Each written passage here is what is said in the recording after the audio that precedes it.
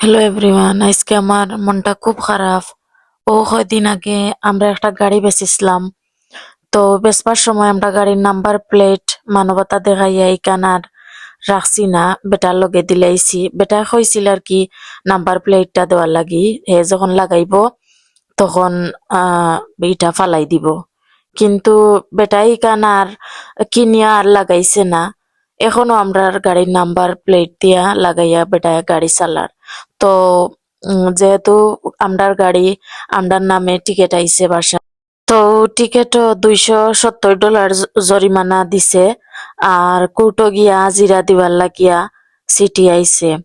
এখন আমরা চাইরাম বেটার উপরে কেস করতাম। তো আমরা যে ভুল করছি মানবতা দেখাইয়া ইলা কেউ যদি গাড়ি ঘোড়া বেচতে চাও, ইলা মানবতা দেখাইয়া নাম্বার প্লেট উলেট ইলা দিও না।